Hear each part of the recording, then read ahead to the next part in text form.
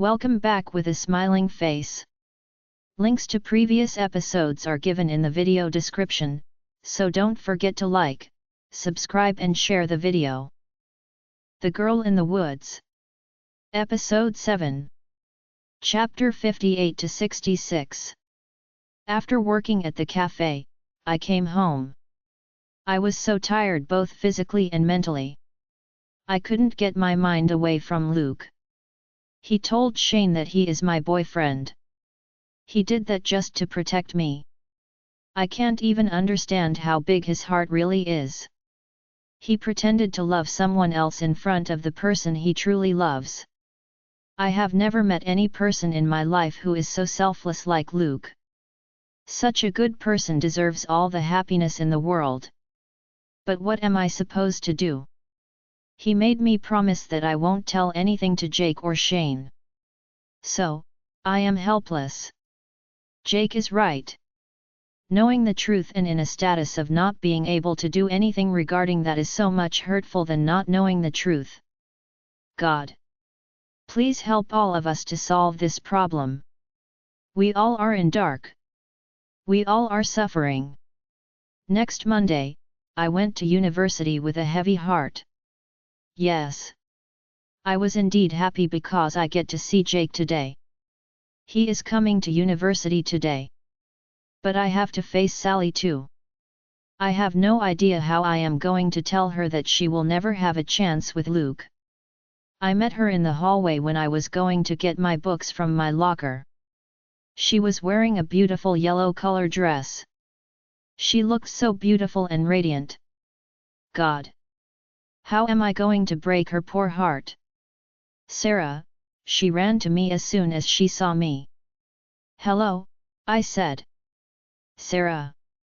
You don't know how happy I was on the whole weekend.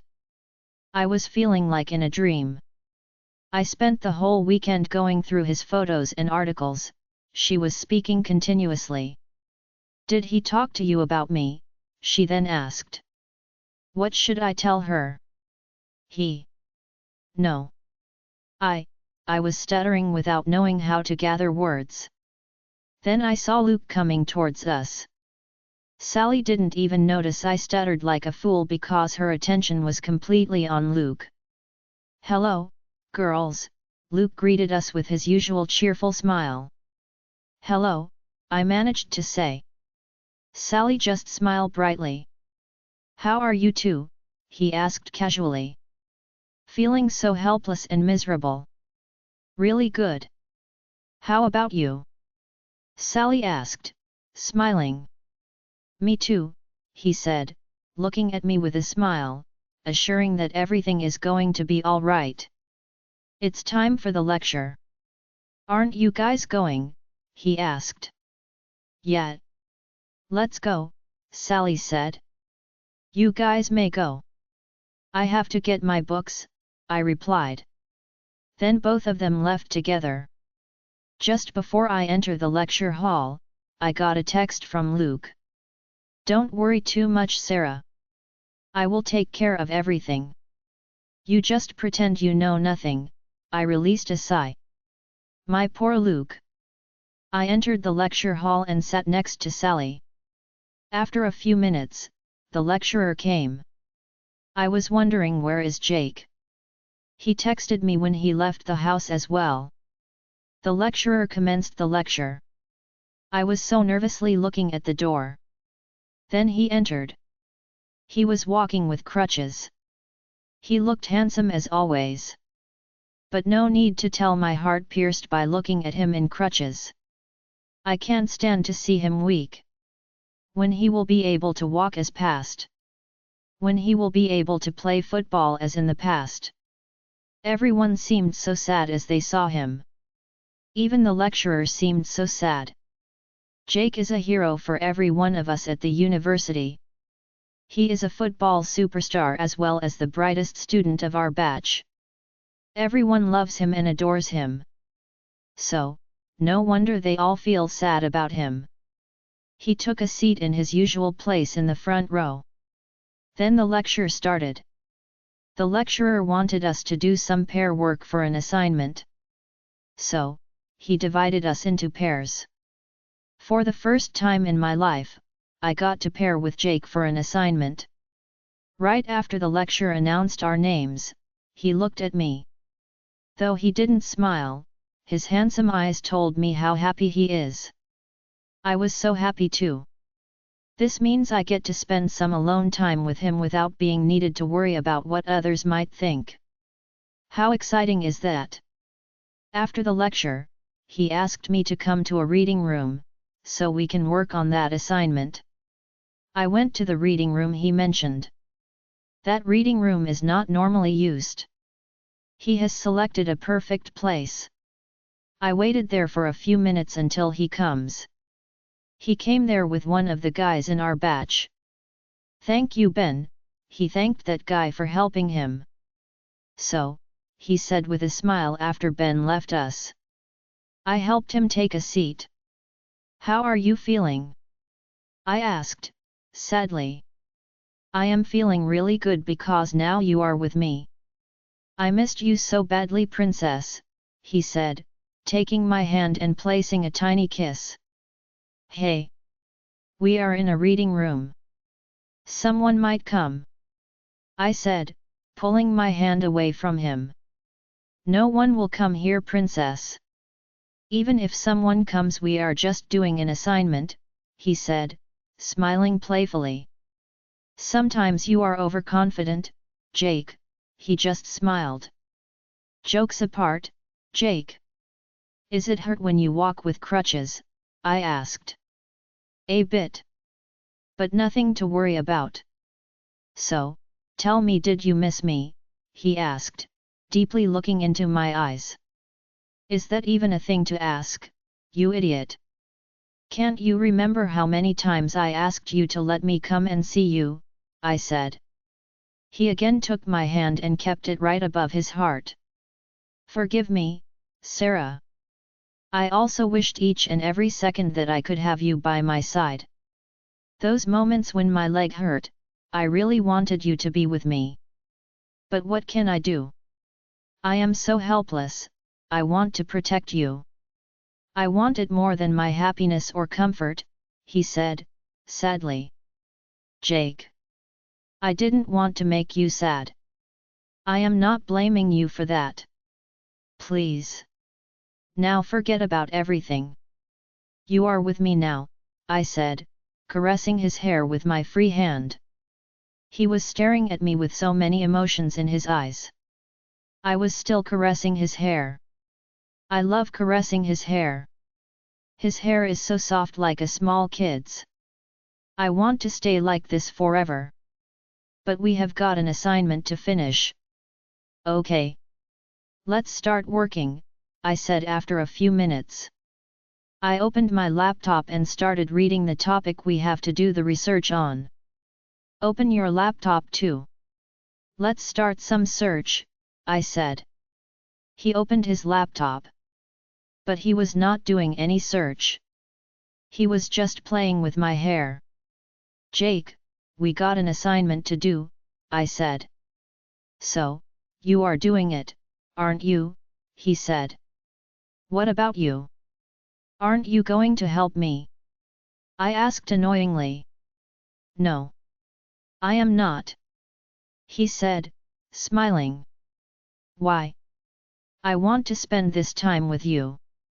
I don't want to waste this precious time doing some stupid assignment," he said, running his finger on my face. "We have to submit this by tomorrow morning." I tried to reason with him. "We can do it at home, and combine our work," he said. "I have to go to the cafe today. I don't think I will have enough time," I said. "I will take care of it. After I go home, I will complete it all alone.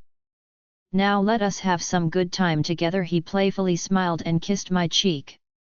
"Jake. You are insane. What if someone comes?" But he was not ready to listen. He pulled me towards him and put his arm around my shoulder. Then he made me rest my head on his shoulder. "We will be able to stay like this any time we wish. I will make it happen pretty soon," he said again, placing a kiss on my head. Right then the door of the reading room banged open. He took his hand away from my shoulder. But we didn't have enough time to make a space between us. We were so close. Mr. Patterson. I was shocked to see him by the door. What is he doing here? Lecturers usually don't come to students' reading rooms. What is wrong with this guy? What you two are doing? Mr. Patterson asked. He seemed so mad. It is normal to have an affair in the university. Most of the students have affairs and they are spending time together with each other all the time. It is a common sight in a university to see couples holding hands and sometimes kissing each other too. We were not doing anything. We were just being close. So, I don't know why he was so angry. We were doing an assignment. A pair work, Mr. Patterson. I replied. Here, he asked like we are in some place that is restricted for students. This is a reading room. We can use it at any time, Mr. Patterson, Jake replied, politely yet firmly. Oh yes. Jake. I know that. I just asked because I haven't seen students using this much, Mr. Patterson replied. His eyes were focusing directly on Jake's. Both of them were staring at each other like they are getting ready for some kind of battle. Okay, they make me really scared. Do you want to use this room, Mr. Patterson? If so, we can go somewhere else. I said, breaking the silence. No. That's okay. You can continue your assignment, he emphasized the word assignment, which made me believe that he has realized something is going on between us. Ah. One more thing, Sarah. Thank you very much for participating in my session that day. Today I am going to have a discussion with Shane. Jake, maybe you can help me one day too, Mr. Patterson said. Thank God. I have told Jake that I participated in that session, though I didn't tell him about Mr. Patterson's visit to the cafe or his lift. But knowing he is going to have a discussion with Shane, made me a little nervous. Luke also said Mr. Patterson asked him to come for a discussion this week. Why he select all the people who are close to me? I am so glad to help you, Mr. Patterson, Jake said. Great. See you two around, Mr. Patterson said, glancing at me. His eyes were still burning from anger. Then he left. This guy is really creepy, isn't he? I said involuntarily. But I regret it as soon as I said it. Why? Why you told like that? Jake asked. He sounds scared. God. Sarah. You don't know when to keep your mouth shut. Now ready to lie him. Chapter 59, Sarah, why you said like that? What has happened? He asked again. Nothing. I feel the way he talks and acts, are creepy. I said quickly. I didn't want to make him bothered too much. He has got enough on his plate already. Are you sure, nothing specific has happened? He asked again curiously. It is hard to lie to him. He has a unique ability to read others. No. Nothing specific happened. I just felt so, I said with my best confident voice. He replied after a small pause. You remember right, I told you on the very first day that he is not a good guy. So, try your best to have minimum contact with him, he added afterward. I remember that, Jake, I said, holding his hand. Your protection is my main priority. I don't think twice to do whatever it is required to protect you. But I can't do it all alone. I need your support as well, he said. I know that, Jake. I always take care of myself. I promise you. I said. He took my hand in his and placed a kiss on it. Then he again put his arm around my shoulder and pulled me closer. But he was not back to his previous mood. He was not playful anymore, he was scared. I can see it from his eyes. I was also scared because I had no idea how much Mr. Patterson has seen. I don't have any issues, even if the whole world gets to know about us. But for some reason, Jake wants to keep this as a secret. Whatever his reason is, it made me scared. Also, the way Jake acts regarding Mr. Patterson makes me really worried. There is something about that guy which Jake hides from me. Andrew Patterson's POV. I didn't know becoming a lecturer would be a life-changing experience for me. My parents were strongly against me becoming a lecturer. My family is wealthy enough, even if I don't work at all. My parents always want me to follow my father's footsteps. They want me to take care of our businesses and one day become a politician just like my father. I had no objection for those until my whole life changed with one tragic accident. That day I lost the love of my love. I lost the purest and the most innocent girl in this world. I first met her at university. She was just a simple girl. At first, I didn't feel any specialty towards her either. But as times passed, she became the most important person in my life. Not like me, she was from a normal middle-class family. Her only dream was to become a lecturer one day. We were in so much love. We were inseparable in those days. She was like an angel. I was willing to do anything for her. However, on that doomed day, I lost her. To be exact, they made me lose her forever. We were both in her car, which I gifted her. I was cursed to survive from the accident, and live in a world without her. I acted like a madman for several months. I didn't want anything other than killing myself. But in front of my mother's tears, I was not strong enough to do that either. I was starting to recover little by little because of my mother. During this time, I got to know who was behind this accident.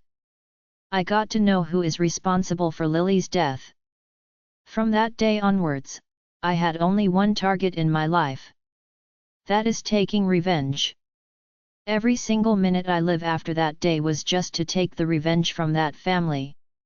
I wanted to become a lecturer because it was her dream. I never thought it would totally change my life. You must be wondering why I told you all these? Well, you didn't know anything about me, right? You need to know about me to understand why I act like this. You must know that I am not a bad person. I had enough in my life, which made me act like this. First, I was astonished to see her because she looks so much like my Lily. Yes, she looks so simple and beautiful, just like my Lily. Even the way she smiles and talks match exactly with how Lily did them. I couldn't get my mind off of her since then. I started to search for her. It was not a hard task with the powers I have. I got to know that Shane is her twin brother. But I still don't know why her brother and her parents treat her so poorly. She deserves much better. I am willing to give her what she deserves. Yes, I am willing to give her all the happiness in the world. For me, she is the Lily I lost. The universe has given me a second chance to have my love. However, coming to this university gave me one other benefit as well. It allowed me to closely watch him. The heir of the family that I want to take revenge. Yes. I got to observe his every move. No matter how hard he tries to hide his identity from the rest of the world, I know everything about him. The fearful look in his eyes obviously says that he knows I am after him. I knew Sarah is trying to hide something so hard. I knew she has given her heart to someone else even before I come here. But I never thought it would be my greatest enemy. Today, I got a message from one of the students whom I set to keep an eye on her. He said that Sarah went to a study room, which is not usually used. He also said that Jake went there too. What is she doing with him? That's what I first thought. I went there. I wanted to see myself. He had his arm around her shoulder, and she was resting her head on his shoulder. As soon as they realized the door was opened, they tried to get away from each other. But I saw enough to know who her secret lover is. No need to tell, I was furious. I wanted to break his other leg too. But I didn't, because I didn't want to destroy my character in front of her. I controlled my anger in the best way I could. I need her. But to do that, I want her to trust me and have a good impression of me. I know that won't be easy to win her heart. As far as I know about her, she is loyal and fully committed to the people she loves. But I don't care. His family has taken my life away from me. I am not letting them take away my newly found happiness too. Sarah. My little angel. I will make you mine pretty soon. After that, you don't have to love secretly. You can tell the whole world that you are mine. Jake. Be prepared to pay for what your family has done to me. They destroyed my life because of their hatred towards my family. Now my hatred towards your family will ruin your entire life. Andrew Patterson's POVCONT, good evening, Shane. Thank you for joining in my small session, I said, looking at him. He looked a bit nervous. Good evening, Mr. Patterson. I am happy to help. He replied politely. But it was not that hard to realize it was fake politeness. He is so rude in his nature, totally opposite of his sister. Since I explained to you earlier about the objectives of our session, I am going to start asking questions right away, I said. He nodded. As you think, what is the most important thing in your life? I asked. Football, he didn't think twice. Why? I am very good at it, and also it gives me everything I need. He replied quickly. What you meant by everything? I asked. I have got all the opportunities, fame, love, appreciation, and all the good things because I play football. He said. What you think about your degree program? Is there any specific field you want to study more about? I asked. Not really. I am not that good at studying. I want to complete the degree because it gives me more value as a football player, and also my parents really want me to finish it, he said. So, about your family. Who else is there in your family? I asked, focusing my eyes directly on his. Just my parents and sister. How old is she? She is my twin, he said casually. Oh. Great. What is she doing currently? I asked. She is studying in another university, he said. He is really good at lying, isn't he? His voice didn't even shake when he was lying. Really? Which university? MBK University, he replied immediately. Ah. Good. So, what about Sarah? I asked. What? He looked panicked. I mean, you mentioned about a sister who is studying at MBK. But you didn't mention about the sister who is in the same batch with you. I said, observing his reactions carefully. What? How? He was frightened. He couldn't find words to speak. Sarah is your twin sister. You don't have another sister who studies at MBK, am I right? I asked again. He didn't say anything. He looked down. I can't understand why you want to hide that you have such a smart sister. I know this is not related to my subject or anything. I am just curious. I said again. She is the complete opposite of me. I don't want a sister like her. I hate her, he emphasized the word hate. I couldn't really understand how someone can hate a sweet and innocent girl like Sarah. Anyway, I want to find out the reason. That's the main objective of having this session with Shane. After studying psychology, I trained sometimes as a counselor. At that time, I realized my special ability to make people talk to me. Even my mentor was surprised because most of the people get open up to me very easily. I am willing to use my ability to know everything about my little Sarah. I am not letting anyone hurt her. Not even her brother and her parents. Why you hate her? I think she is a nice girl. I said. Of course, anyone's first impression would be that. But she is not nice at all. She has taken away so much from me, his voice sound broke. I know he is ready to speak about her. Chapter 60, Andrew Patterson's POV. He was ready to talk, and I need answers. I don't understand what you talk about. As far as I know, she is an innocent girl with a kind heart, I said. Maybe she is like that to other people. But for me, it is not like that. She ruined my entire childhood. I had to suffer a lot because of her, he replied. I could clearly see the anger in his eyes. Why you had to suffer because of her? I asked again. She was so bright since kindergarten. She could understand everything pretty fast. She became first always. Teachers loved her so much. She was their favorite student. He said. Well, it seems like his hostility towards his sister is because of jealousy.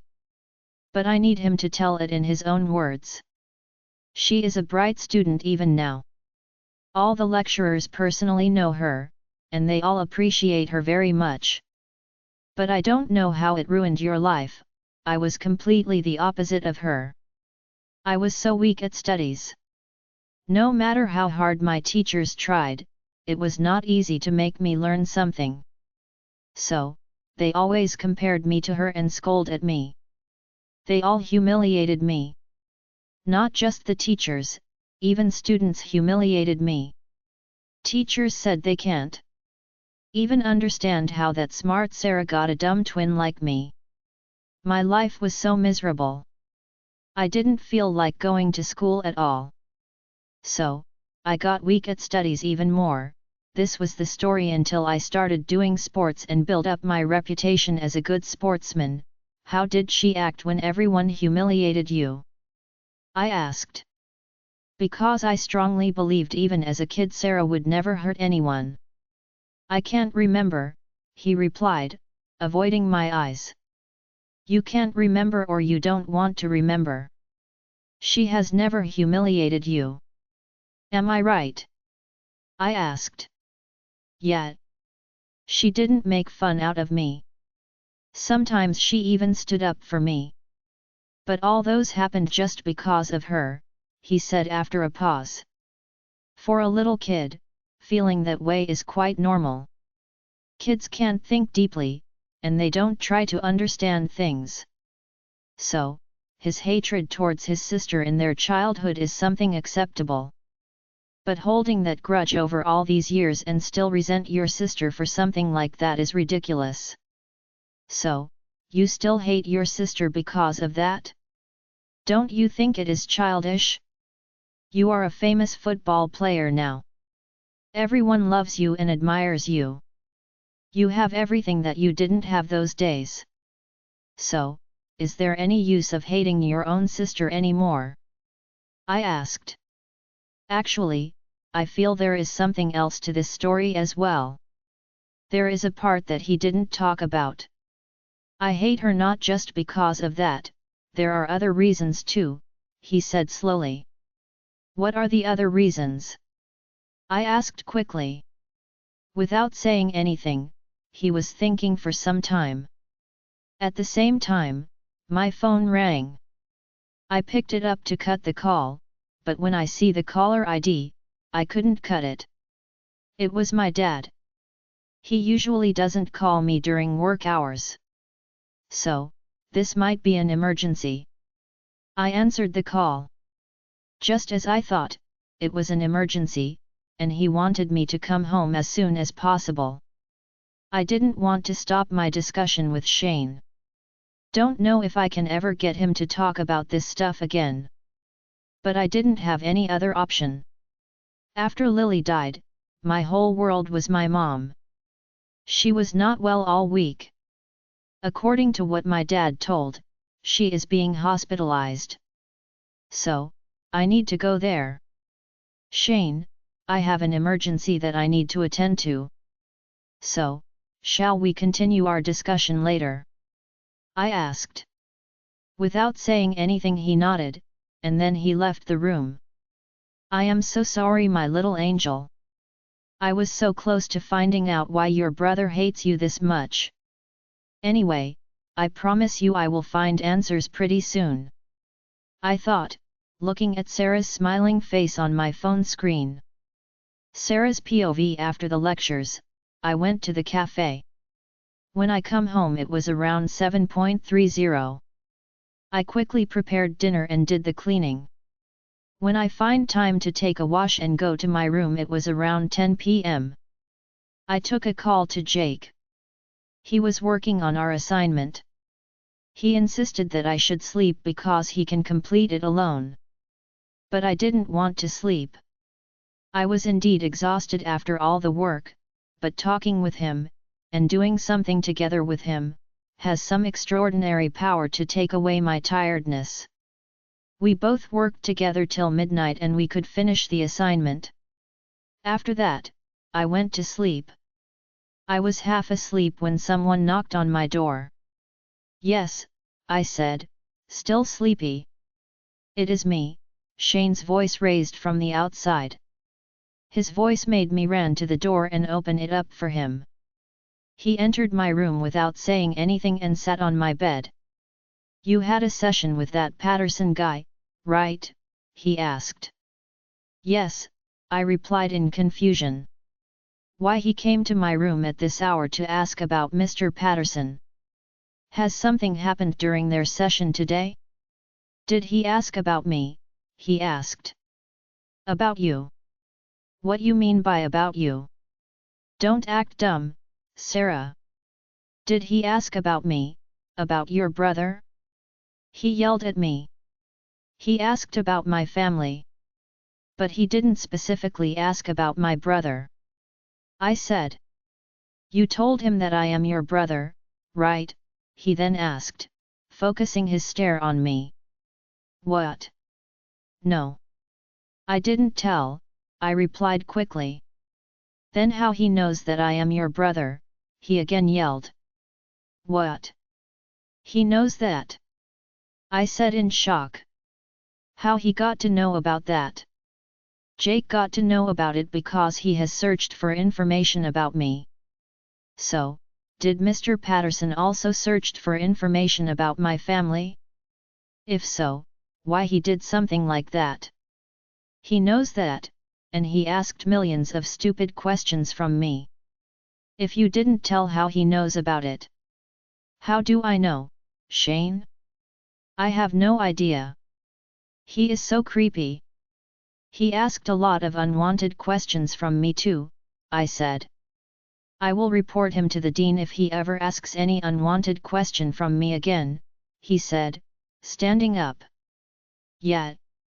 That's what we should do. This must be the most sensible thing he has ever said.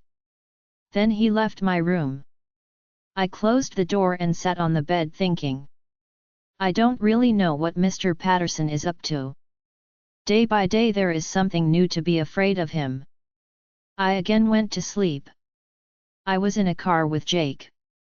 We were going on some streets I have never been to before. Mr. Patterson was following us. He was trying to hit our car with a huge truck. We were driving so fast, trying to escape. No matter what way we took, he always managed to find us. Finally, he was just in front of us and he was driving towards us. We had no way to escape. We are going to die. This is it. This is the end, I heard Jake was saying. I started to scream. I screamed with all I have. Then I heard my phone is ringing. I opened my eyes and look around. I was on my bed safely. God! Is that a dream, or to be specific, is it a nightmare? But it felt so real. My whole body was shaking. I was sweating too, despite the cold weather. My phone was still ringing. So, that was not a part of my nightmare.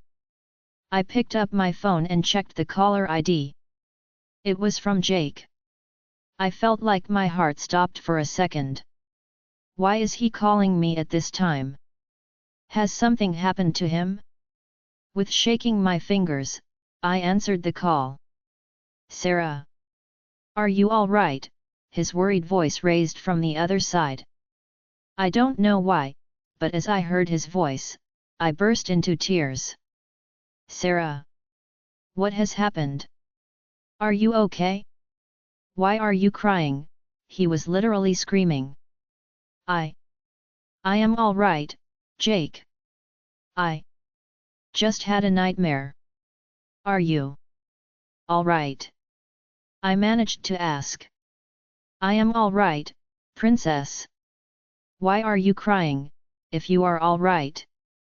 Did you get that scared to that nightmare? He asked softly. Yes. Jake. It felt so real. Both of us were about to die, I replied, still crying.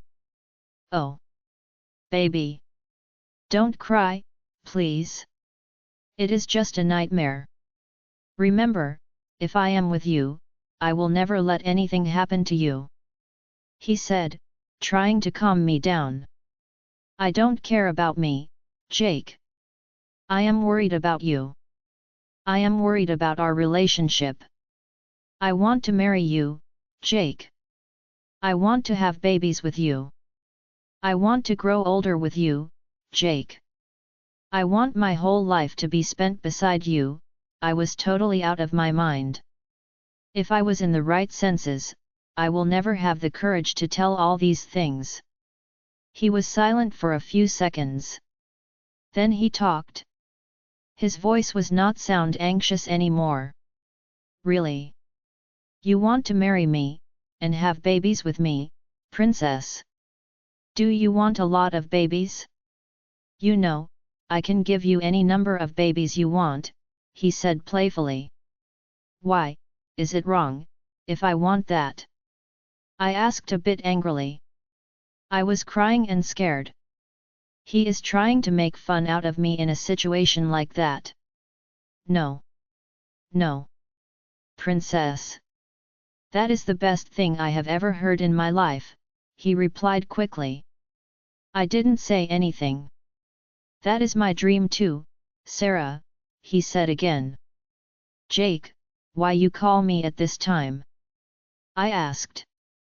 I don't know, princess. I was asleep. I felt like something terrible is going to happen. I didn't even have a nightmare. I don't know why I felt like that. When I woke up, I wanted to call you and check about you, he said. Jake. I also feel that something terrible is going to happen. I am really scared, I said. Sarah. Will you be with me, no matter what happens? He asked. Is that even a thing to ask, Jake? Of course, I will be with you, I replied. Then don't worry about anything, Sarah. I am doing everything in my capability for us to make our dream come true, he said. Chapter 61, I don't know how long we have been talking. I guess it was near to the dawn when we ended the call. As a result, I got late to wake up in the morning, as well. It was around 7 a.m. So, as soon as I woke up, I ran to the kitchen to prepare breakfast. I didn't even remember to check my phone. After preparing breakfast, I quickly got ready to go for lectures. When I was about to leave the house, I saw Jake's message. "Sarah, I have a few matters to attend at home. So, I am going there for a few days. Nothing to worry about, but I will be a bit busy. So, I won't be able to contact you most of the time." I read his message over and over again. After everything we discussed yesterday night, this message made me really bothered. I dialed his phone, but it was switched off. What? He must be still on the way. Why has he switched off his phone already? I tried dialing his phone a few more times, like a crazy person. I wanted to contact him somehow. He can't just put me a message like that and leave, right? He should know that I will worry so much. If there is nothing to worry about, he won't leave like this. What has really happened? Has something happened to his mom or dad? Oh, God, Jake, I hate you for hiding everything from me. You should have called me and explained to me everything before leaving.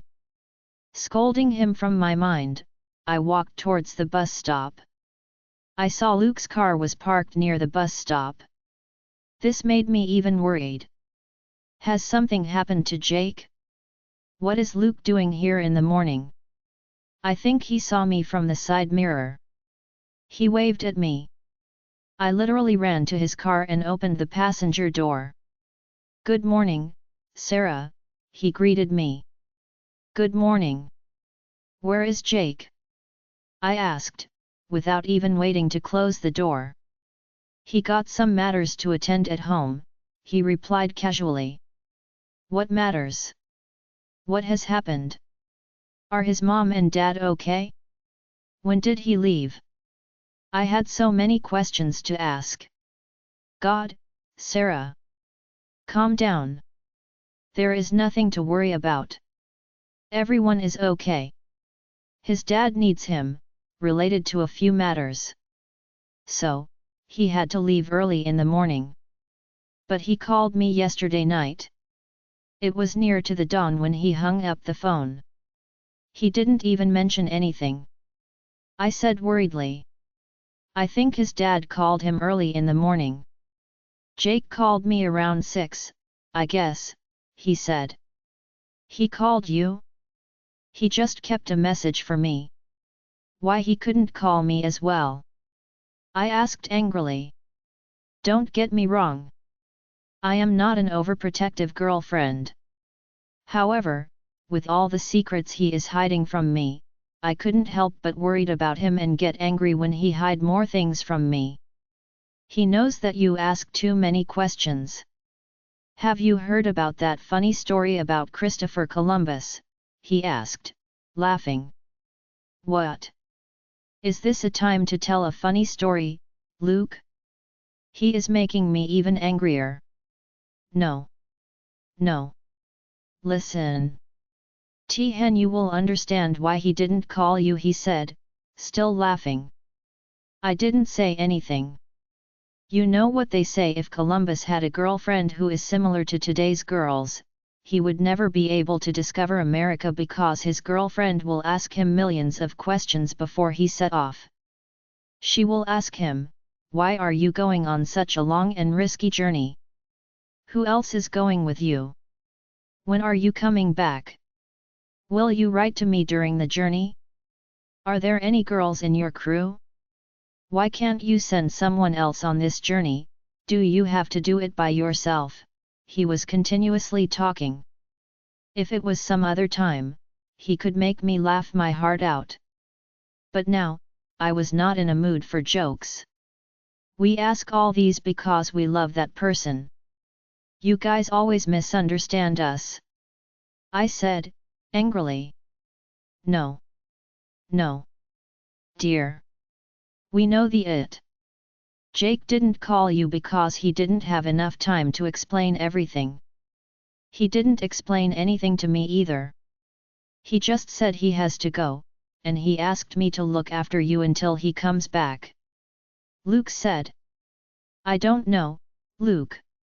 Why he switched off his phone? It is a long journey to reach his home. So, why he couldn't make me a call during the journey? I asked.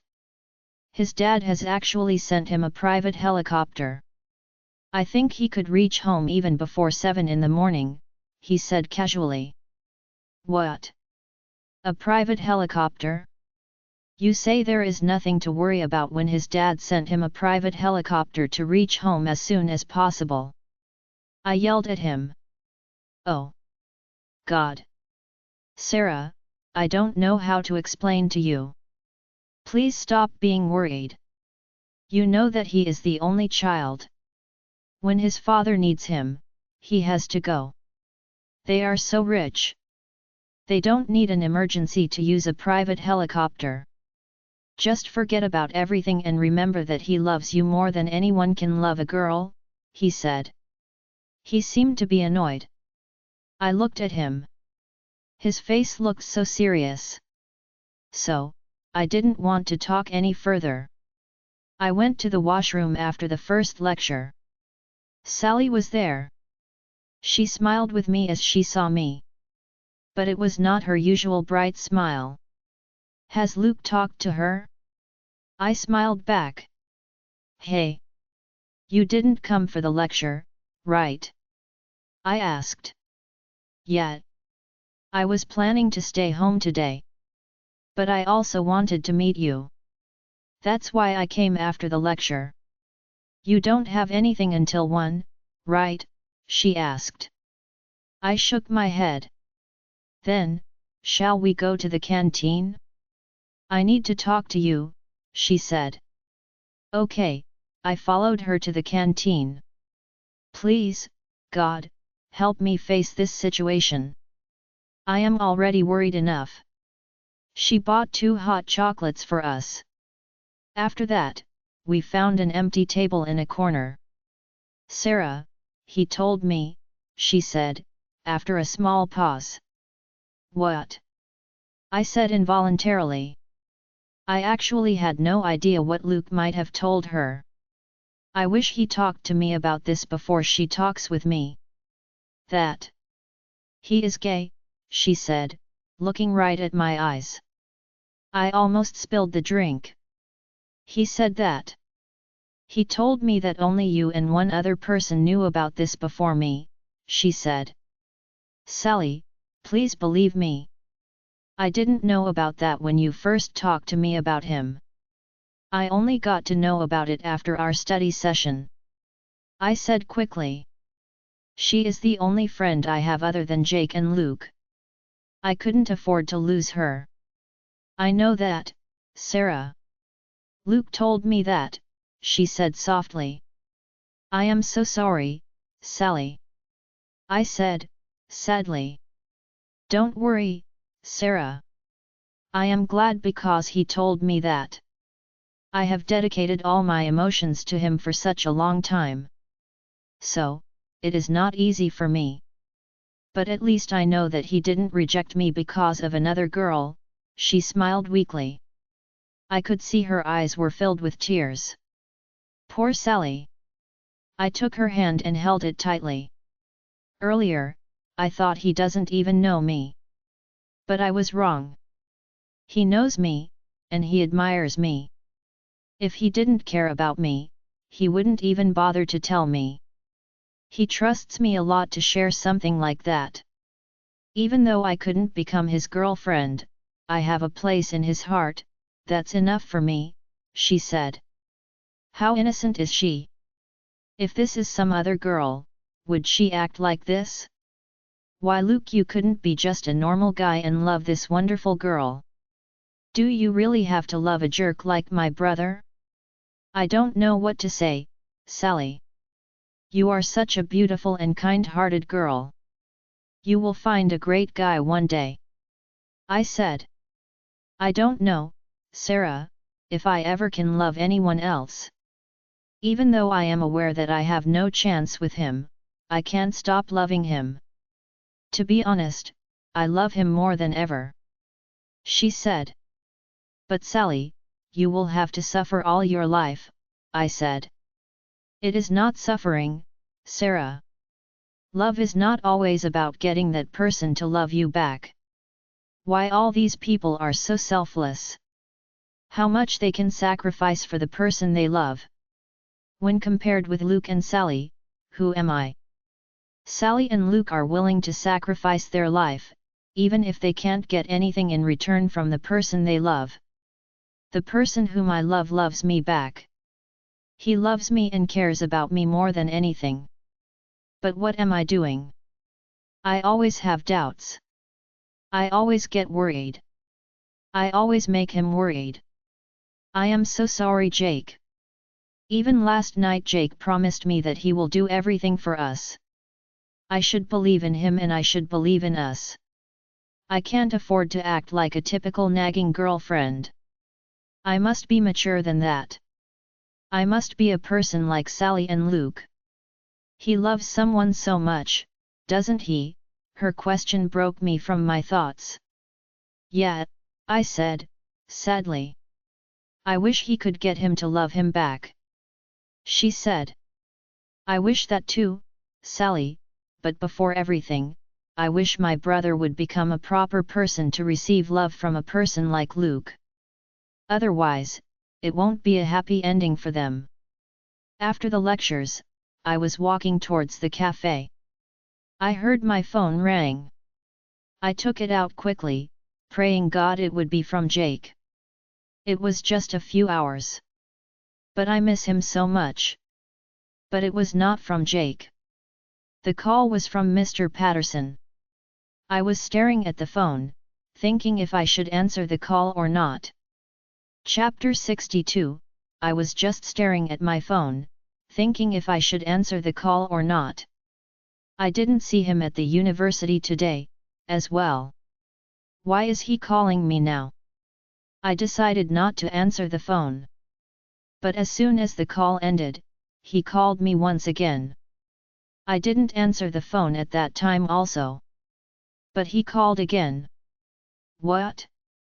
Maybe this is something important. If not, he won't call me back to back. So, I answered the phone. Hello, I said. Sarah. Thank God you answered. Are you busy? Where are you? He asked. Well, Mr. Patterson, I am heading to the cafe for my shift, I said. Sarah. Can you please give me a few minutes? I need to talk to you. He said. His voice sounded so broken. It seems like he is in some kind of trouble. I really needed to tell him that I can't talk to him right now. But when I heard his voice, I couldn't make up my mind to say that. Yes, Mr. Patterson. I replied. Sarah. My mom is going to die. The person I love most in this world is going to die, Sarah, and I can't do anything about it. I am so helpless, he said. Is he crying? His voice sounded like that. I felt really sorry for him. Oh. Mr. Patterson, I am really sorry to hear that. What has happened? I asked sadly. She was so ill last week, Sarah. But we didn't think her condition would get this worst. She was admitted to the hospital yesterday. She was unconscious since then. Doctors are trying their best, but they say it is very hard to keep any expectations. I don't know what to do, Sarah.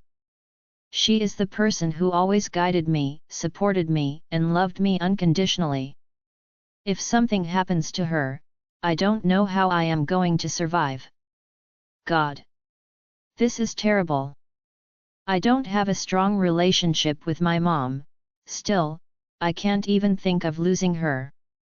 So, if his mom loves him so much, I can't even imagine how much of a pain he is going through. That's true, I think he is creepy, and I don't even want to talk with him. But I didn't remember any of those at that time. I only felt sorry for him. No one deserves such pain. Mr. Patterson, please be strong.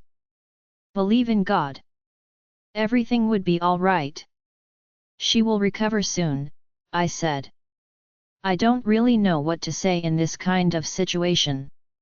She got sick like this a few times previously. But all those times, doctors had a hope that they could save her. But this time, even they don't have a hope. He was crying. Mr. Patterson. Please, don't cry.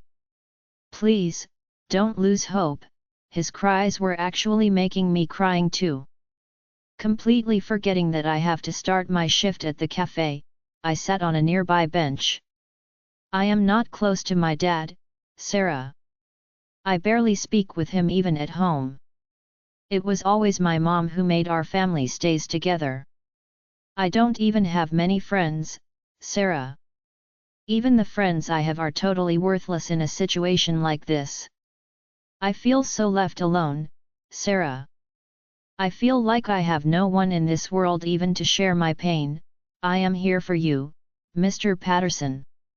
Please don't feel like that, God.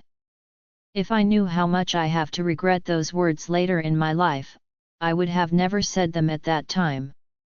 But in that situation, those words felt exactly right. You can call me a dumb girl.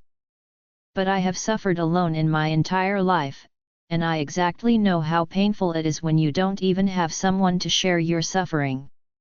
I couldn't be heartless to just ignore him. I knew you would say that, Sarah. That's why I called you instead of anyone else, he said. I have gone through a lot, Sarah. When I was in university, I loved a girl. I loved her so much, she was exactly the same. She was like an angel. So innocent.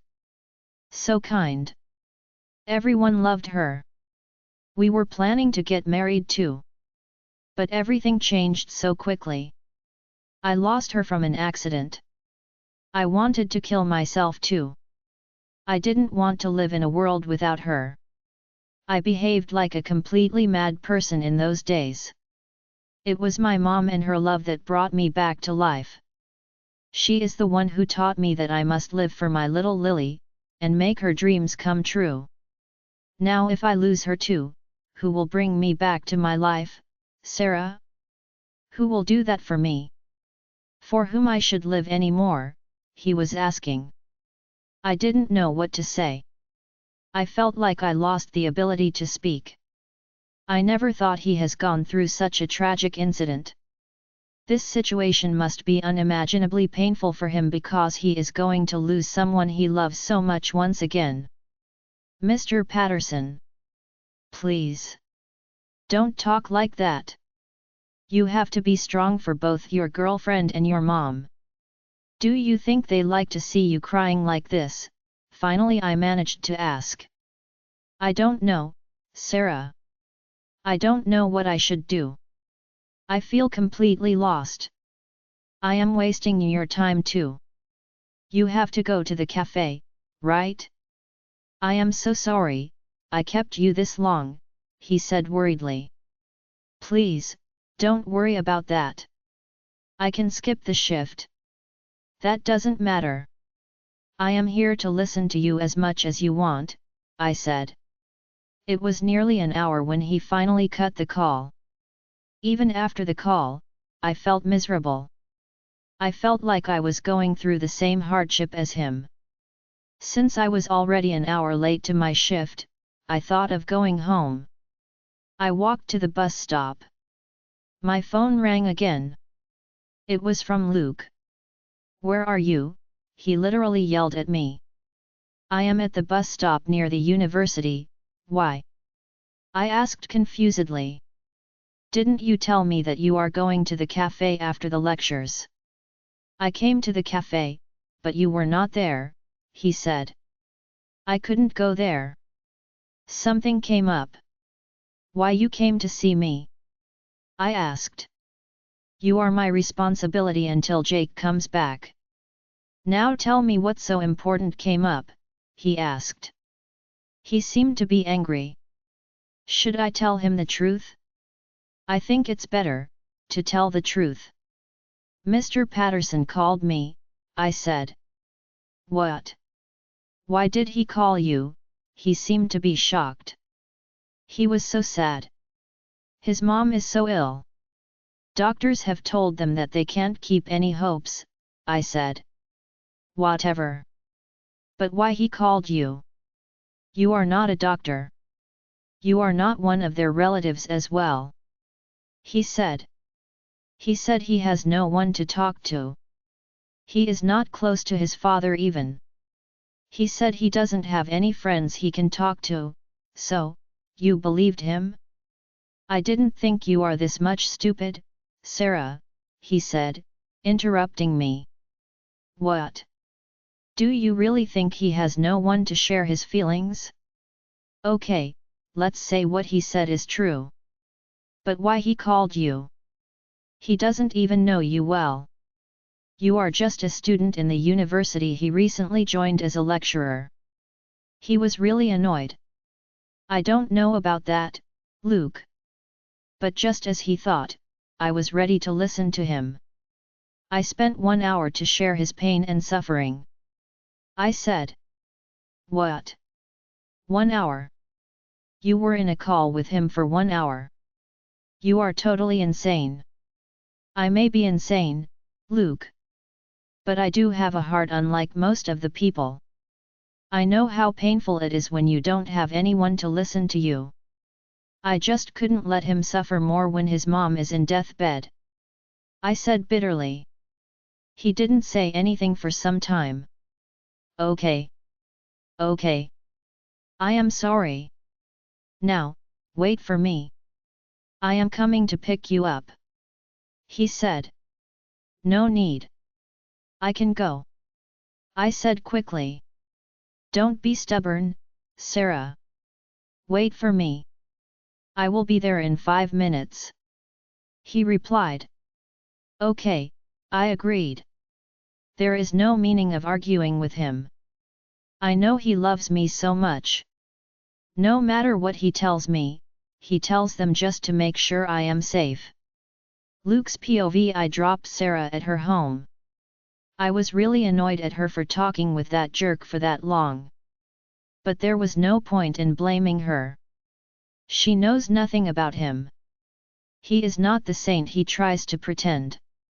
She is just too innocent to recognize a person like him. Before even I reach home, my phone rang. It was from Jake. Hello, is everything okay?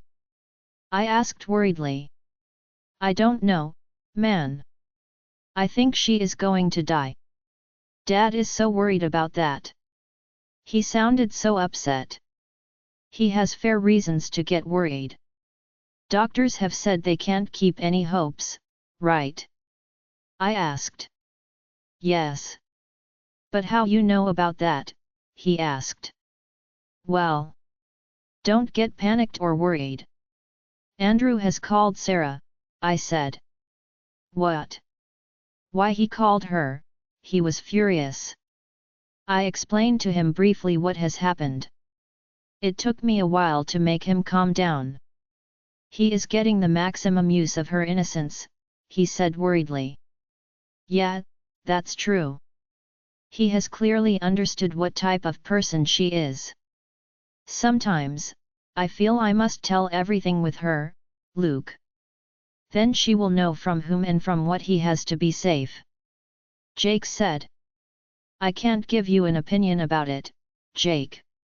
Anyway, don't do anything in a hurry. Did you go to the hospital? I asked. Yes. Dad made me go. Did you meet Andrew too? No. I made sure not to meet him. They are trying to put this also to my dad's account. He said. What? That's ridiculous. What he has to do with this? I asked.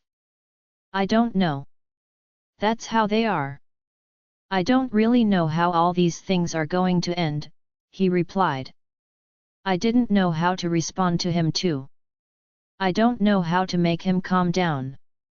Chapter 63, Sarah's POV. I got a call from Jake after I got home.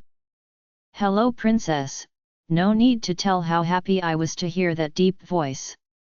Jake. Where are you? You don't know how much I worried about you. You should have at least called me before leaving. I am so sorry princess. I had no time to explain anything.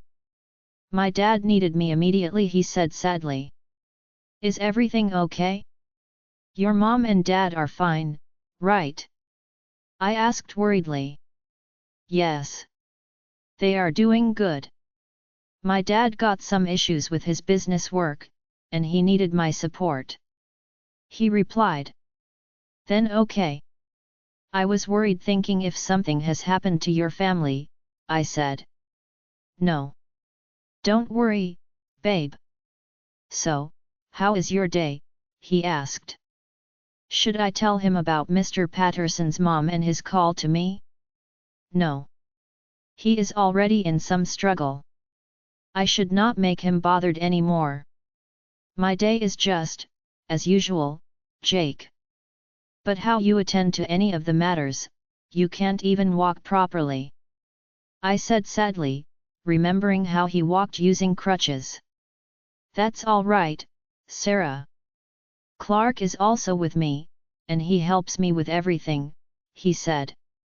I wish I am with you too, Jake. I miss you really a lot. I said. I know princess. Don't worry, all our problems will be solved soon. Then I will take you here and introduce you to my mom and dad, he said, smiling. Will they accept a poor girl like me, Jake? I asked. Don't worry about those things, princess. I will take care of everything. You just have to stay happy and safe. If you are happy and safe, I will have the courage to fight with the whole world for us, he said assuredly. I love you so much, Jake. I love you even more than I can imagine, I said. I just wish he is with me right now. I would run to him and hug him so tightly, embracing his warmth. Love you so much too, my little princess. You know that you are the most important person in my life, he replied. Sarah. I got to go. I will call you when I get time again. Stay safe, okay, he said. Okay, Jake. Please take care of yourself too. I was sad because he has to end the call, but at least he called me. I should be satisfied with that.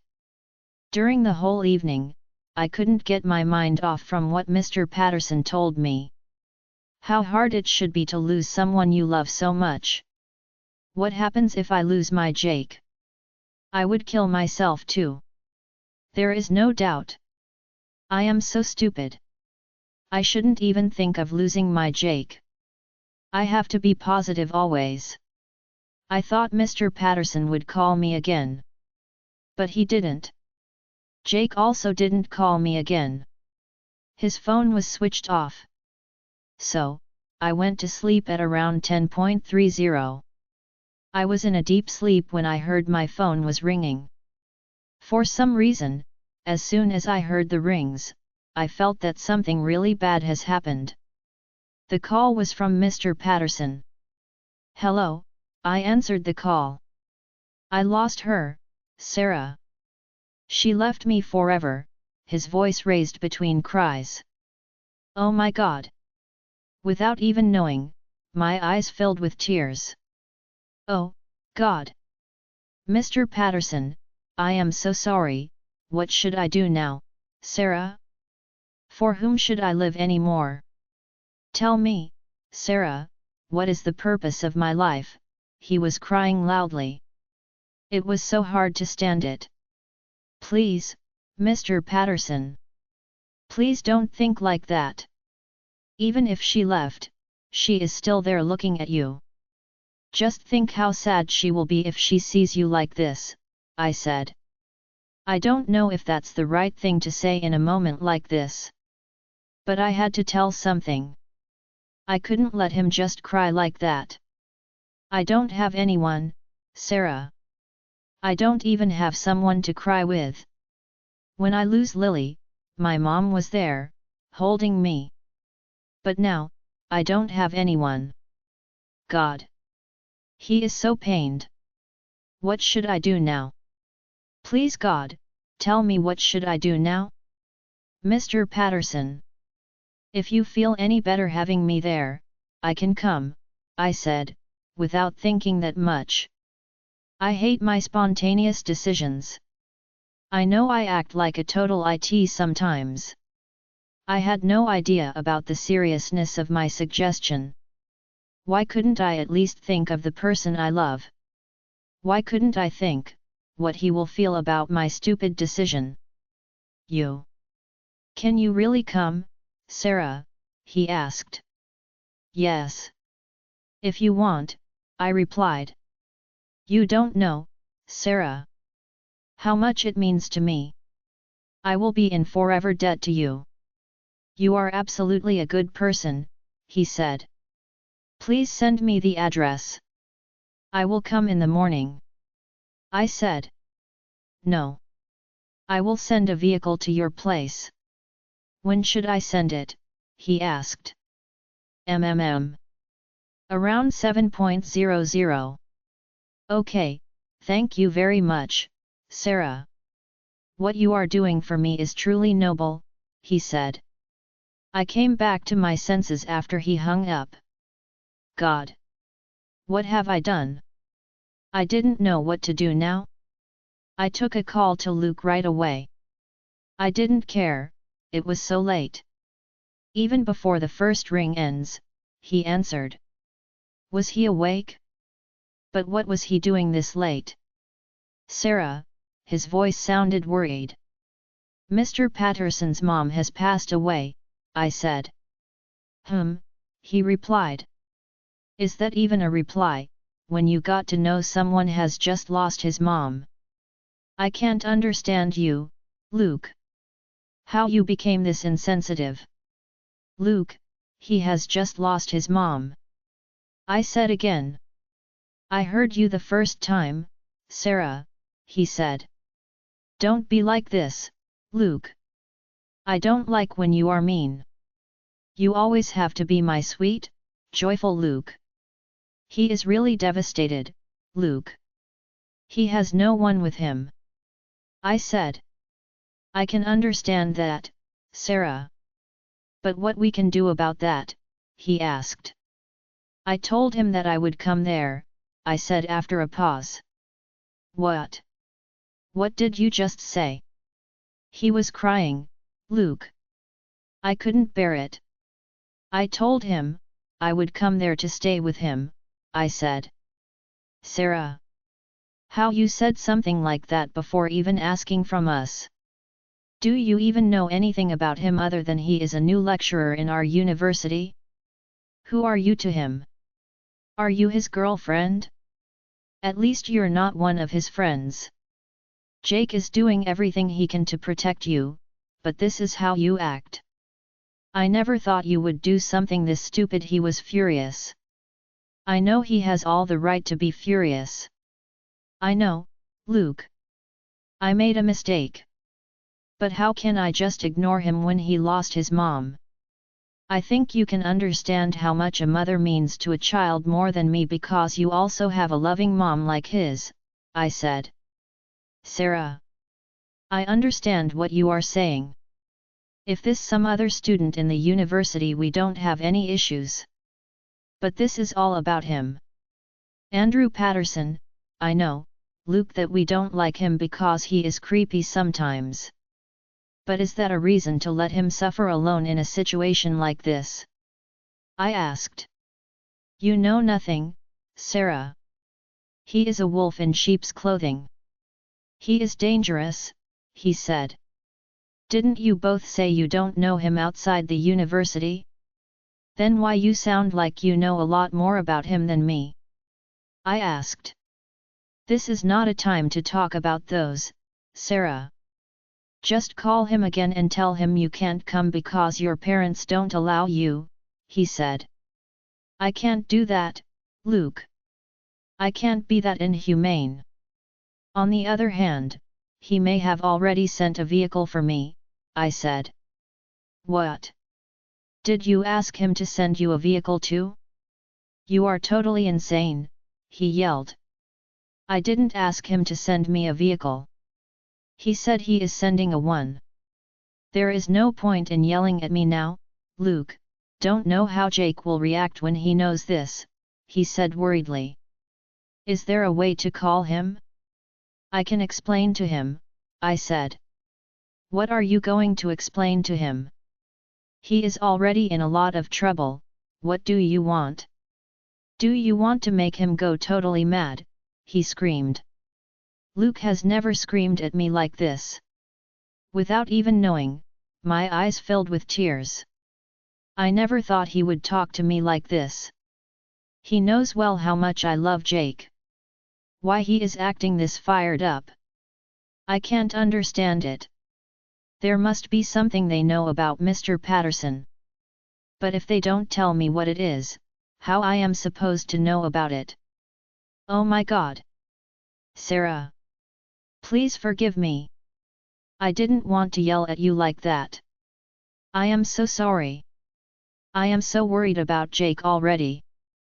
Now I have to worry about you too, he said sadly, as I didn't say anything.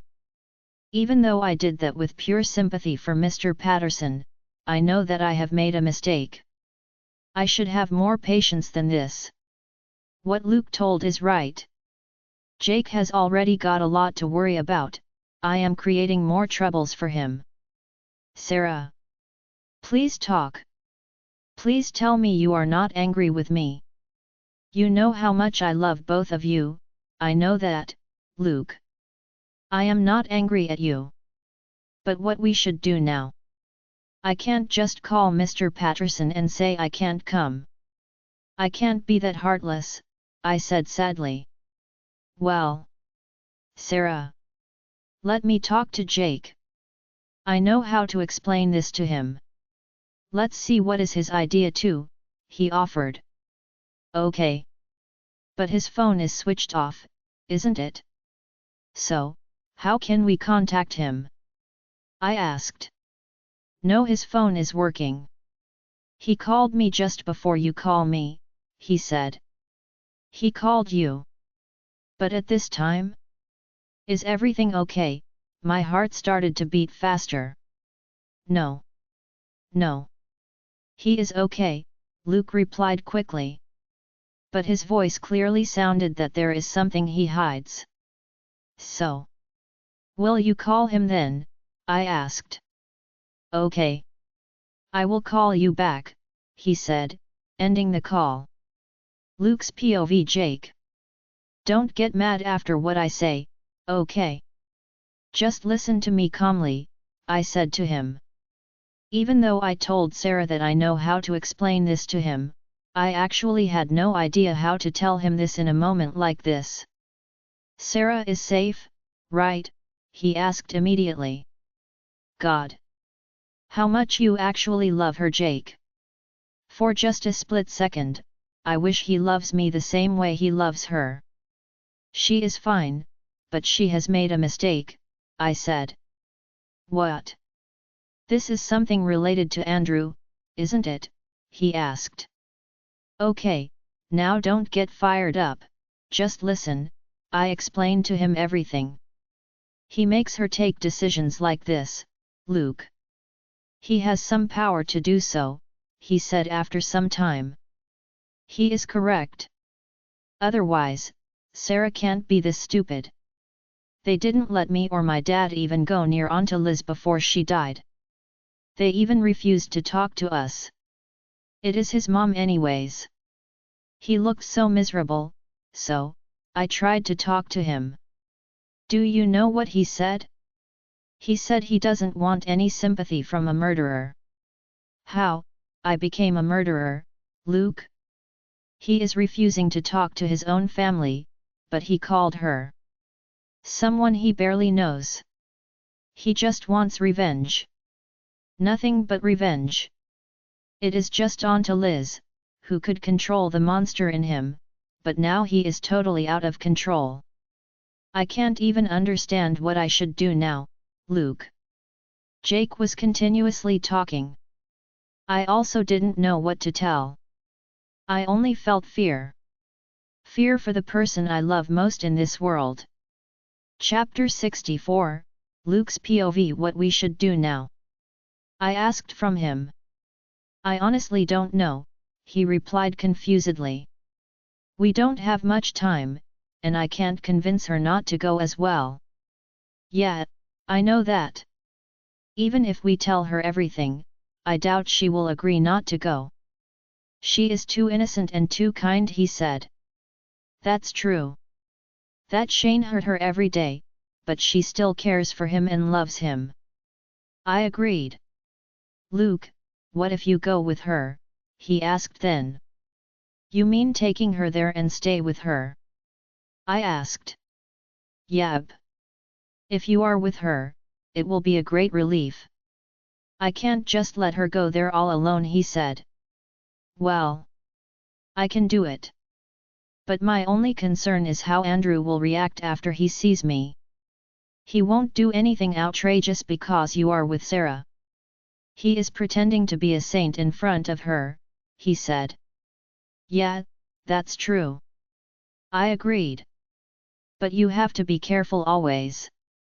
Try to stay with her all the time, and don't let her meet unnecessary people, you know what I meant, right? He asked. Yeah, I know, I replied.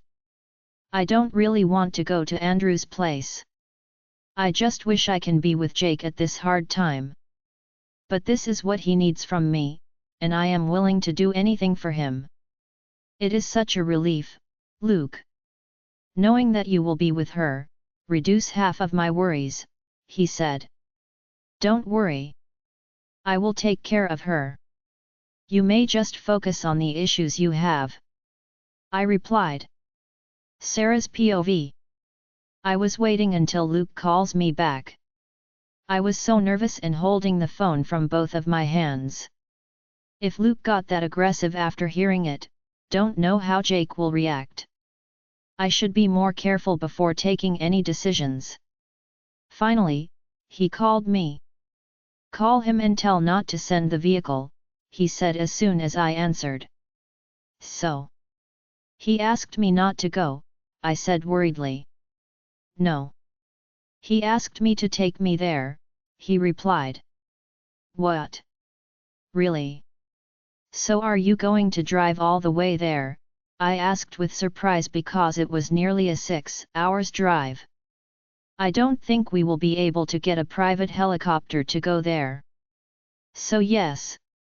I am going to drive, he said, smiling. He seemed to calm down. He is back to his usual self. God. I don't know how to thank you, Luke. I said, feeling really grateful. We can't send you alone. So this is the best option. Now call Mr. Patterson and inform him. Don't tell him that I am driving you. Just tell him one of your friends will drive you, he said. I wanted to ask why I shouldn't tell him that. But I didn't want to ruin Luke's mood by asking questions. Okay. Luke, one more thing. Is it okay if I call Jake now? I asked. Okay, he replied. Jake answered the phone with the first ring. I was so nervous about how he would talk to me. There is no doubt that he is annoyed. Hello, princess, he said. He sounds exhausted. My poor baby. But luckily, he didn't sound angry at all. Hello, Jake. You sound exhausted. Everything is all right at your place, right? I asked. Yes. Yes, nothing to worry about, babe, he replied quickly. Jake, so I will be leaving around 7 with Luke, I said. Okay, babe. I could make my heart to send you only because Luke is going with you. Always stay with him. Don't go anywhere without him. He said. Okay, Jake, Always remember I love you so much. No matter what happens, my love for you is real, and there is no limit to it," he said. "I know that, Jake." "I love you too," I said, scolding myself for making him always worry about me. Luke arrived on time. "Should I put the map to his place?" I asked. "No. I know the place," he said plainly. "How do you know that?" "I found his address from one of my friends," he said firmly, not keeping any spaces for asking more questions. The whole drive was extremely quiet. He was so attached to his own thoughts. Except for the time we stopped for getting some snacks and coffee, there was hardly any conversation between us. We reached Mr. Patterson's place within like 5 hours. I was astonished to see his house. It is actually not a house, it is a mansion. It was in the center of a huge, carefully maintained garden. Having this type of mansion in the capital city should definitely worth a fortune. I never thought Mr. Patterson is this rich. There were so many guards and a lot of other people outside of the house. The guards didn't let any vehicle or person to enter the premises without checking. "I think everyone needs permission to come here. Mr. Patterson's dad seems to be a big shot. I wonder what his dad's job. I never thought they are this rich," I said. "His dad is a big businessman and a politician too," Luke replied carelessly. But his face clearly said that he regrets what he just said. He told it without thinking much. "What? A politician too? So you know him?" "I don't know him personally, Sarah. My dad is also in the business industry. So I just know him and have met him on some occasions, that's all," he said bit annoyingly. I wanted to ask so much more, but it was our turn to enter from those gigantic gates. As soon as I show my ID, they let us in without even checking our vehicle. I think Mr. Patterson has already informed them. After handing over our vehicle to one of the staff, we both walked towards the main door. "Ma'am, you are Sarah Anderson, am I right?" a man who was wearing a black bow tie with a black suit asked at the main door. He made me remind the butlers I have read in books. "Yes, it is me," I replied. "Very well, ma'am. I was informed by the gate about your arrival. I have already informed Mr. Patterson," he said respectfully. Then he took us to the hall where Mrs. Patterson's body was kept for the final respects. Mrs. Patterson didn't look like she is dead, she looks like she is sleeping peacefully. I was surprised by seeing how beautiful she is. No doubt from where Mr. Patterson got his good looks. Without even knowing, my eyes also filled with tears. "She is to live to be gone, right?" I was startled with the voice raised behind me. It was from Mr. Patterson. He was wearing a black full suit. He looked exhausted, and his swelled, red eyes clearly showed how much he has cried. I couldn't help tears running down my cheeks so fast. "My deepest sympathies, Mr. Patterson," I said in a lower voice, offering him my hand. But he didn't shake my hand. He hugged me tightly. No need to tell how uncomfortable I felt. "Thank you very much for coming, Sarah. You don't know how much it means to me," he whispered to my ear. Then he pulled away from me. "My deepest sympathies, Mr. Patterson," Luke said immediately, offering his hand. "Thank you for taking Sarah," Mr. Patterson said, shaking Luke's hand. "What? Why?" He hugged me and just shook hands with Luke. He makes this utterly awkward. I am pretty sure my face turned red. I tried to push away all those feelings by thinking about this situation. "Let's go out. I will arrange some tea for you," Mr. Patterson then offered. So, both of us followed him to a large room. I think it is some kind of a visitor's room. It was elegantly decorated. Take a seat, Mr. Patterson offered. This was the very first time I visited a mansion. No need to tell, everything felt so different and I didn't feel comfortable at all. Even those chairs were so elegant, I even felt bad to sit on them. Peter, bring those. Mr. Patterson called someone from the phone fixed to the wall. Then suddenly, Luke's phone rang. So, he went out to answer it, leaving me alone with Mr. Patterson. So, the friend you said is Luke? Mr. Patterson said, sitting next to me. Yes. I gave him the news. So, he offered to drive me. I said.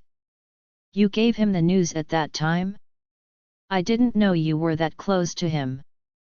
He asked, suspiciously. Well, he is like my best friend, I said without thinking much. Really? Didn't you tell me that you don't have any best friends? But it seems you two are pretty close to each other. Otherwise, he won't offer to drive you all the way here, he said, looking at my eyes. What's wrong with him? I came here to support him at this difficult time. But what is he trying to do now? He has no right to question me like this. Thank God. Luke is not here, otherwise, he will be annoyed. Where is your dad, Mr. Patterson? I asked, trying my best to keep calm. I just wanted to change the subject. He is busy with arranging the things for the funeral, he replied.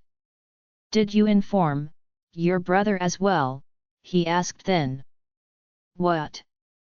I was panicked with his question. Your brother? Shane. Did you tell him? He asked. Yeah. He knows that Shane is my brother. There is no point in hiding anything. Actually, I didn't even remember to tell him. I told Dad that I am going to a funeral and got his permission. But I completely forgot Shane. No. I couldn't, I said.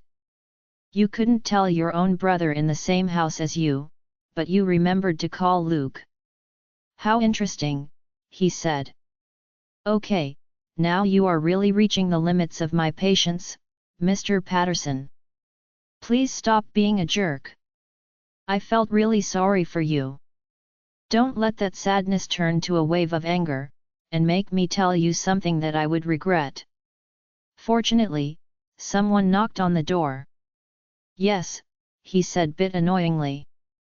Sir, should I bring them in? A male voice raised behind the door. Okay, Peter, he said, giving me a complicated look. This guy is really a jerk. Luke was right. I was so stupid to come here. Chapter 65. A person came to the room with a trolley full of snacks and tea/coffee. He then arranged them on the coffee table in front of us. At the same time, Luke entered the room after his call. Please treat yourselves. I have a few calls to be made, Mr. Patterson said, and then he left me alone with Luke. What did he ask? Luke asked after Mr. Patterson left. Nothing special, I replied casually. If I tell him the truth, he will drag me out of this house and go home in a blink of an eye. He didn't say anything. We drank coffee silently. After a few minutes, Mr. Patterson came to the room. Everyone drives me crazy. I don't know why people bother me this much even in a situation like this, he said miserably. He looked even more exhausted. Why? What has happened, Mr. Patterson? I asked worriedly. Everything he said to me earlier just disappeared after seeing his face. My mom is a simple woman, Sarah. I am sure that she doesn't care about how many people attend her funeral or how much are we going to spend on her funeral ceremony. She is a religious woman, she just needs her last rituals to be done in front of God without any disturbance," he said, closing his eyes and resting his head on the chair. I looked at Luke. He was just staring at Mr. Patterson without any expressions in his face. But my dad wants more. For him, even this is an opportunity to show his status. He wants to do the funeral ceremony grandly when I want it to be simple. We even had a conflict because of that. Finally, I decided to let him do whatever he wants because I had no energy to worry about it anymore. But now, all these people don't let me sit aside and just mourn for my mom. They want me to talk with the funeral directors. They want me to talk to the people who come here. Since the moment my mom passed away, it was like this. I am not even in a state to thinking clearly. I feel like my head is going to explode. I just need to clear off my mind, Sarah. I can't involve in all these responsibilities at this moment. He was still closing his eyes and relaxing his head. His voice sounds broken. What he was telling is true. What the purpose of having a grand funeral ceremony after someone passed away? There is nothing that a person can get from it. Especially as he told, he just needs to clear off his mind. He just lost the most precious person he had in his life. This time when I look at Luke, his face was also filled with sympathy. Sarah, Mr. Patterson said, raising his head from the chair. Yes, Mr. Patterson, I said quickly. Can you please come with me for a walk in the garden? I need to stay away from all of these for some time, he asked. Without even knowing, I looked at Luke before replying. Let's go for a walk. I also can join with you. Luke said immediately. No, Luke. I need a bigger help from you actually. Mr. Patterson then said. Luke looked at him curiously.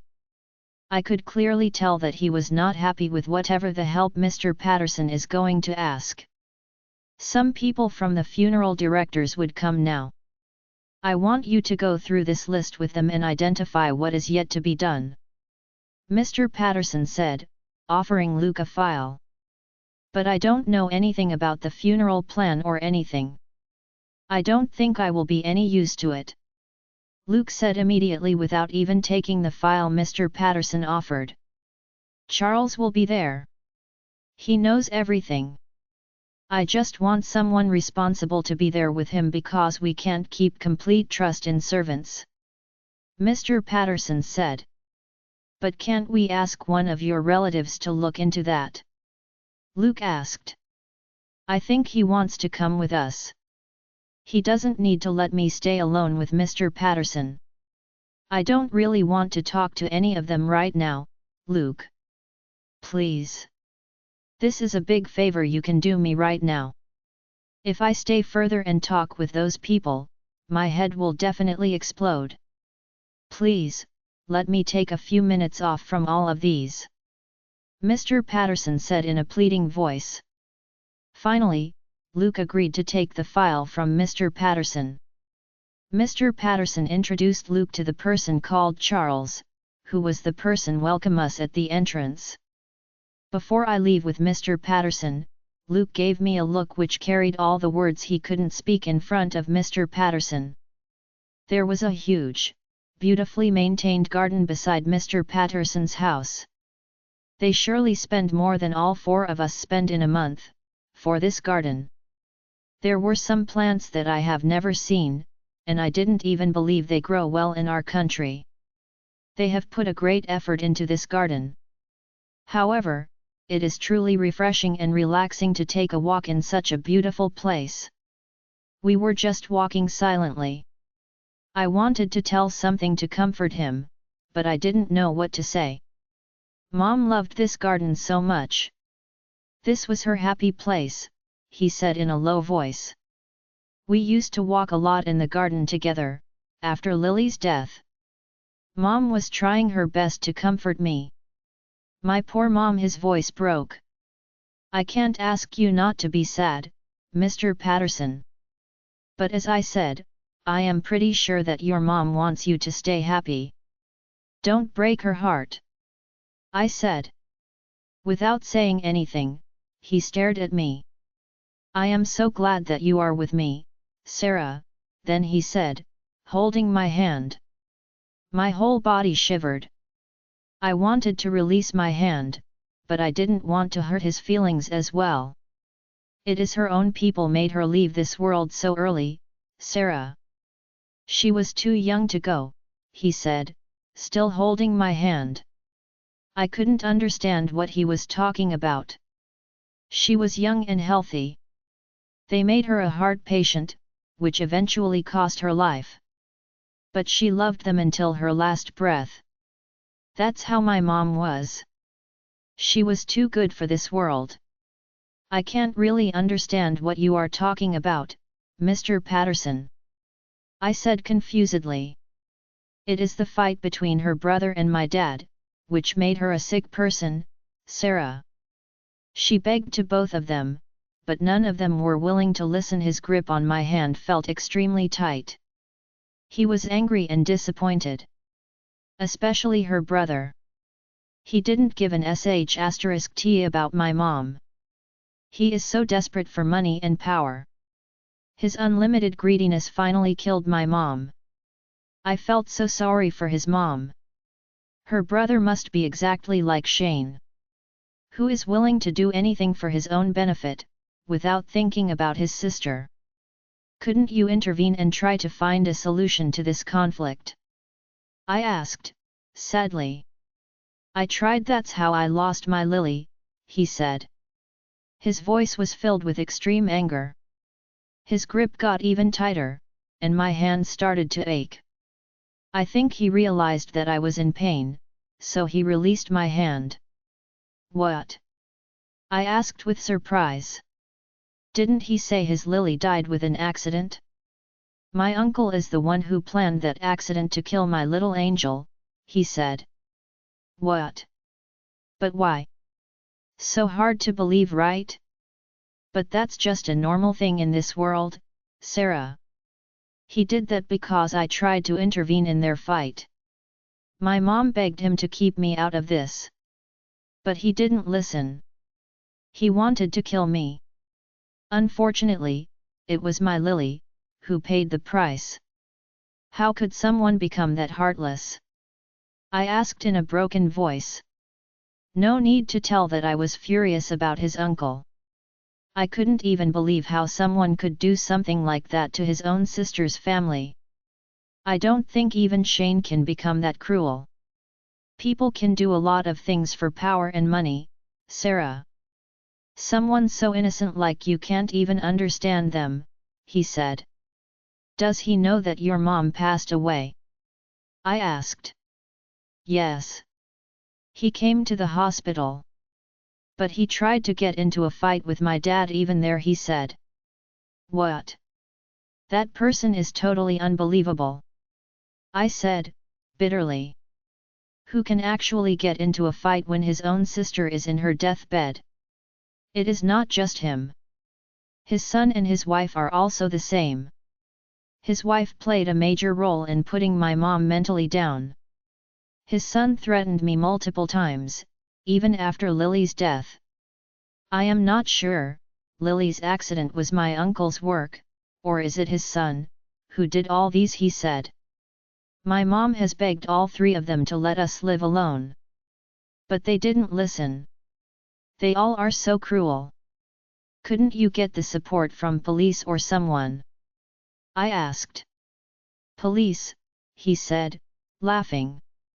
Police, courts, and everything is under their arms, Sarah. They can do anything they wish in this country. I don't usually hate people. I can't hate my parents, my brother, or anyone in the university, no matter how bad they treat me. But at that moment, I hate his uncle and his entire family, with my whole heart. Those people can't be really human. I wish they all have to suffer for what they have done. You know who my uncle is? He then asked. I really didn't know anything about your dad either, Mr. Patterson. It is just today, I got to know that he is a politician. So how can I know about your uncle? I said. Well, you know him quite well. Even if you don't know my dad. At least you know his son, he said. What? How I know about him? I asked confusedly. Chapter 66, What? How I know about him? I asked confusedly. I really don't know many people. Especially I don't think I know people from their social class. Mr. Patterson, I couldn't even figure out where Luke's voice raised. However, his voice made both me and Mr. Patterson turned around. Luke. Mr. Patterson said in an annoying voice. They insist that they need to meet you to discuss a few things, Luke said. What? Didn't you say I want a break? Mr. Patterson asked. Well, Mr. Patterson, I tried my best. But certain things they asked, both me and Charles are not capable of giving any suggestions. I think it's better you talk to them. Luke said. I thought you may able to handle at least that small matter. Mr. Patterson said bitterly to Luke. What is he talking about? It was not Luke's duty to handle those matters. He was just trying to help. Mr. Patterson has no right to speak to Luke like this. It is your mom's funeral, Mr. Patterson. They are asking about her preferences. How am I supposed to know them? Luke asked. It was clear that he was trying his best to be polite. Mr. Patterson just stared at Luke for a few seconds without saying anything. Okay, then let's go, he said finally. All three of us walked back to the house. Asking us to wait in the visiting room, Mr. Patterson went to the office room. What are you thinking so deeply? Luke asked. I was thinking about what Mr. Patterson told me. I just wish Luke got a little bit late to come. Then I could know who Mr. Patterson's evil cousin brother is. I really don't know why I am getting a bad feeling about what Mr. Patterson told. For some reason, I feel like something terrible is going to happen really soon. Maybe Luke knows something about this. After all, they all are from the same class. Luke, do you know who is Mr. Patterson's uncle? I asked. What? He seemed panicked. Mr. Patterson's uncle, do you know him? I asked again. Why? He asked without answering me. Mr. Patterson told that his uncle is the one who is responsible for his mom's death. He told me how much pain they all had to go through because of his uncle. It is so hard to believe that a person can be that cruel. I said. He said you like that? That his uncle is the one who responsible for all these, he asked. He looked angry and worried at the same time. Yes, may I tell you one thing, Sarah? He then asked. Yes, what is it? I totally get it that you want to help a person who just lost his mom because more than anyone you know how painful it is to suffer alone. But you are not an uneducated dumb girl. You are the smartest girl I have ever met. You have gone through a lot, and I think you know about people even more than I do. So come back to your senses. Stop believing whatever people tell you. He was so aggressively speaking. What has got into you? What are you talking about? I asked. Don't act dumb, Sarah. You know what am I talking about? If you want, I will make myself clearer.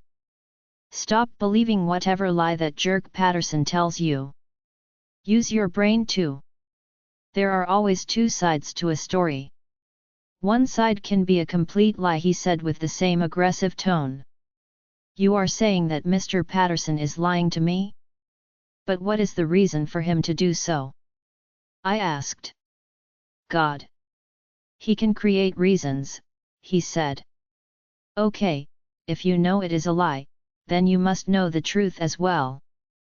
Why don't you tell me the truth? Can't you and Jake understand that more you hide from me, more troubles we are all getting to? I asked angrily. What do you all think? Am I wrong? There should be a limit to how much they hide from me.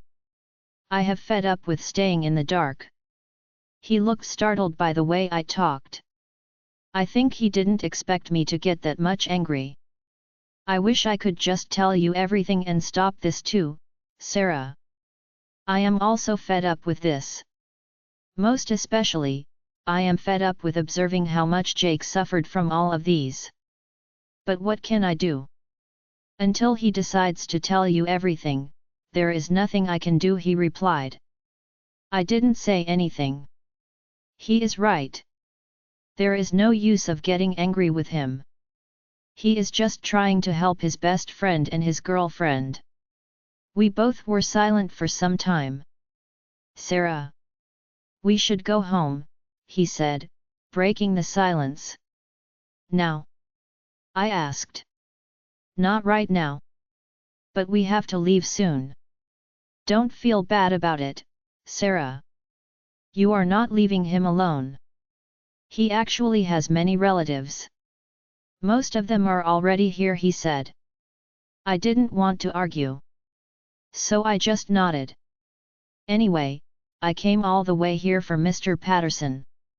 I tried my best to support him in this hard time. But if he is telling lies as Luke said and acting like a jerk whenever he wants, there is no need for me to stay more. After some time, when Mr. Patterson returned to us, I informed him that we are going to leave in a short while. As I thought, he strongly opposed to that. He said if we leave now, he would be left alone. He was literally begging me to stay for the funeral tomorrow. When he talks like that, I again start to feel sorry for him. However, I insisted that we should leave. He asked us to at least stay until the evening. So we agreed.